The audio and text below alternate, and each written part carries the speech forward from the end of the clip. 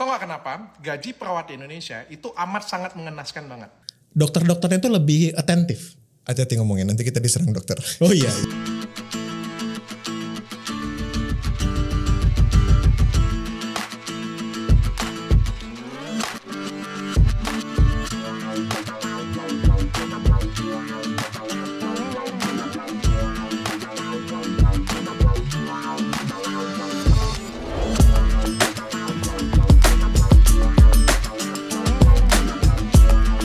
Assalamualaikum warahmatullahi wabarakatuh. Berjumpa kembali dengan Romlia Pratama. Teman-teman sahabatku semuanya, gimana kabar kalian? Mudah-mudahan kalian semuanya baik-baik saja beserta keluarganya di sana. Teman-teman sahabatku, buat kalian yang baru gabung, yang baru nonton video ini, silahkan di subscribe dulu, di like dan di komen guys. Buat teman-teman sahabatku yang udah ngedukung support channel ini, terima kasih. Mudah-mudahan kalian semuanya diberikan keberkahan umur, keberkahan rezeki, dimudahkan segala urusannya, baik urusan dunia maupun urusan akhirat. Amin ya rabbal alamin. Teman-teman sahabatku semuanya, ada yang bertanya di sosial mediaku. Dia bertanya bahwa kenapa aku tuh nggak gabung di live TikToknya. Di sana itu ada Arhab, siapa itu, entah siapa itu, ada Misteri katanya, ada juga beberapa kawan-kawan kita yang TKI di sini atau TKW di sini gitu, ada juga di sana, ada orang-orang Malaysia juga yang bergabung. Di sana terjadi perdebatan lah antara mereka gitu. Gua nggak gabung di sana karena nggak ada undangan guys, jadi gua nggak tahu gitu. Bukan seandainya gua diundang gitu ya, diundang, entah siapa yang undang, insyaallah gua hadir di perbincangan itu gitu guys. Insyaallah saya hadir. Kalau saya ada kesempatan, saya pasti hadir. Soalnya gue bukannya apa guys, yang namanya kuli saya di sini ya, kuli kerja sama orang ya, mau tidak mau ya, lagi ada banyak job kerja ya, sibuk dengan kerjaan guys. Kadang buat konten aja, buat video aja itu nggak sempat guys gitu. Tak sempat buat video kadang. Ya mau gimana lagi, yang namanya kuli ya harus terima gitu aja guys. Oke guys, tapi gue nggak akan ngebahas tentang perdebatan mereka. Sekarang gue mau ngebahas tentang masalah gaji perawat di Indonesia. Gini, gue baru tahu sebenarnya guys. Gue baru tahu, betul-betul baru tahu bahwa gaji perawat di Indonesia itu rendah banget gitu, dibandingkan dengan perawat-perawat yang ada di Malaysia. Makanya tuh perawat-perawat di Malaysia bersyukur hidup di Malaysia. Bersyukur, benar-benar bersyukur. Ini yang selalu gue bilang, kenapa gue selalu berkata, selalu bercakap di video-videoku itu. Gue ngasih contoh Malaysia ya, karena Malaysia itu bagi aku nggak tahu bagi kalian, Malaysia itu lebih baik dari Indonesia gitu. Seperti apa videonya? Ini dia guys. Tahu gak kenapa gaji perawat di Indonesia itu amat sangat mengenaskan banget? Berapa di bawah UMR ya? Lebih parah dari di bawah UMR. Kalau di bawah UMR itu cuma 2 juta, 2 juta setengah. Ini masih banyak yang di bawah 1 juta. 800 ribu, 500 ribu, ada yang 300 ribu. Bayangkan. Jadi sekolah yang mahal-mahal, gaji bercandaan. Ini fakta. Di luar negeri, perawat itu lebih dihargain. Makanya nggak sedikit perawat di Indonesia itu kerjanya ke luar negeri. Iya, karena gajinya lebih layak, lebih besar ya. Lebih parah dari pembantu rumah tangga. Iya, pembantu aja 1,5 juta aja nggak mau. Ini 800 ribu mau masih. Fakta kan? Ngantri-ngantri ya? Pembantu rumah tangga 1,5 juta, 2 juta itu sudah susah banget dicari ya. Kata-kata itu 2 juta sampai dengan 3 jutaan ya. Ini betul. 800 ribu, 500 ribu, masih banyak yang ngantri. Ya ampun. Tahu nggak kenapa mereka punya pendapatan itu jelek banget? Karena pendidikan perawat di Indonesia itu dijadikan lahan bisnis. Dan itu fakta. Waduh. Cuma perawat di Indonesia yang cuma dipikirin karena high demand kan, banyak yang mau kan. Jadi pikirannya itu cetak. Dan untuk jadi perawat di Indonesia itu banyak cara. SMK bisa jadi perawat, D3 bisa jadi perawat, S1 bisa jadi perawat, nurse bisa jadi perawat, dan empat-empatnya ini disebut suster. Sama perawat ya, nggak ada jenjangnya. Dan cilakanya empat-empatnya, ini mohon maaf ya, cilakanya empat-empatnya kualitasnya setelah selesai itu sama aja. Zong. Masih benar-benar nggak ada. Kenapa? Karena mereka tuh pikirin cetak. Kalau ada yang ngomong, dok, tapi ada suster yang memang pintar, memang jago. Banyak. Tapi mereka pintar bukan karena sekolahnya, tapi mereka pintar karena pengalaman mereka di tempat kerja. Jadi mereka itu belajar benar-benar itu di tempat kerja, bukan di sekolahnya. Ya, perbaikin aku kalau aku salah ya. Berarti yang salah fakultasnya dong. Mereka itu pada waktu kuliah diajarin apa? Bukan diajarin soft skill, tapi diajarin, Dek, tolong angkat ini ke sini, Dek. Dek, tolong angkat ini ke sana, Dek. Dek, tolong angkat ini ke sini, Dek. Tolong bersihin ini, Dek. Dan itu fakta.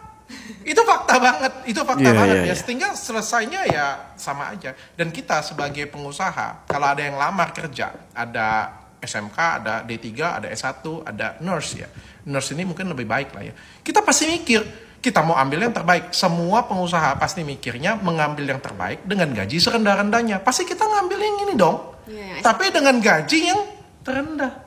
Itu tuh yang buat gaji perawat di Indonesia itu ancur-ancuran banget. Tapi ngomong-ngomong di Athena, kira-kira gaji perawatnya gimana? Aku orang yang amat sangat menghargai perawat. Jadi bagiku tuh perawat itu adalah sosok yang amat sangat penting. Tapi bukan cuma perawat sih. Baik OB atau karyawan-karyawan yang lain itu menurutku semuanya penting. Dan kita harus memanusiakan mereka semuanya. Jadi menurutku kalau misalnya perusahaannya sejahtera, perusahaannya bagus, itu terlihat dari karyawannya. Waduh, kalian udah denger sendiri ya. Rendah banget gaji juru rawat kita. Kalau di Malaysia tuh juru rawat ya, kalau di Indonesia tuh perawat katanya, perawat gitu. Rendah banget. Gue jujur gue baru tahu guys, bener, gue baru tahu ini. Ternyata serendah itu gitu gaji mereka gitu. Padahal untuk sekolah jadi perawat atau juru rawat itu sekolahnya tuh mahal. Lagi mau masuk itu, mau kerja jadi juru rawat tuh susah banget gitu. Apalagi nggak punya ini.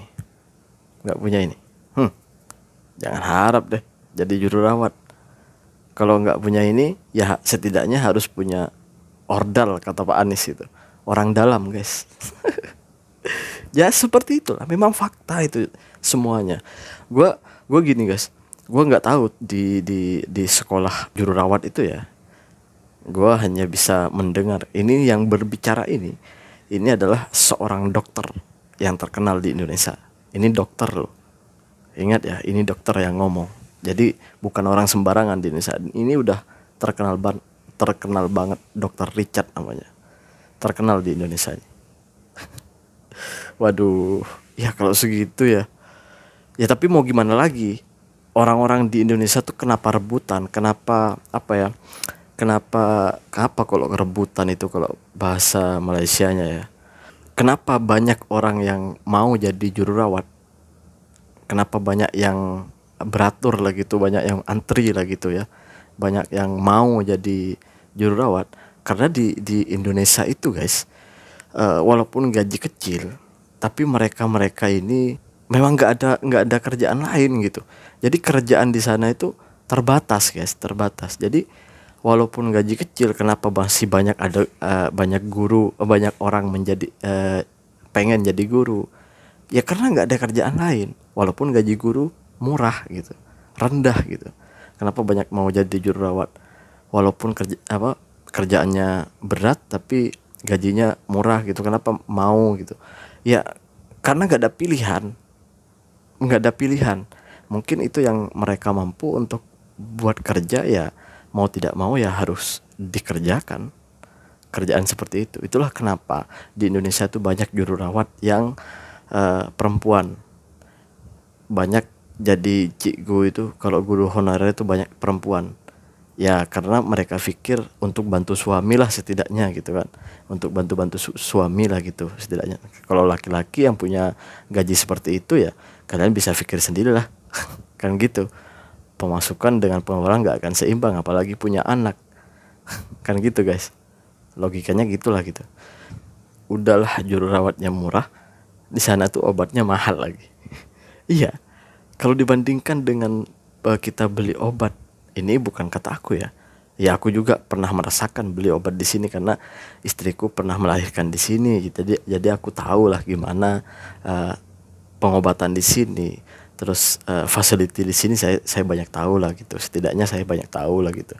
Karena saya pernah merasakan gimana orang-orang di sini, orang perawat di sini tuh gimana gitu. Terus beli obatnya tuh gimana gitu. Jadi lebih murah dari Indonesia. Dan banyak, bukan hanya gue yang ngomong, tapi banyak orang yang ngomong. Seperti apa videonya? Ini dia guys. Untuk berobat ke Penang, ke Singapura atau ke Iya. Jakarta itu lebih murah ke Penang gitu. Iya, Karena iya.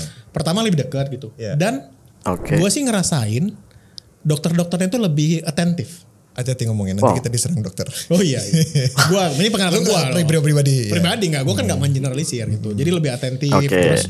Dan harganya memang lebih murah sih menurut gue waktu itu. Karena kan gue waktu itu nggak bayar pakai asuransi ya gitu ya, Iya, bayar iya. pribadi lebih murah. Nggak Lebih tahu murah. kenapa gitu. Ya. Mungkin karena dokter di Indonesia tuh nge-tweet mulu sih kerjaannya. Teman-teman lu ya. Mungkin dokter-dokter di Indonesia tuh kerjaannya nge-tweet terus gitu, buat status gitu di sosial media. Mungkin gitu ya. Ya enggak lah, bukan gitu.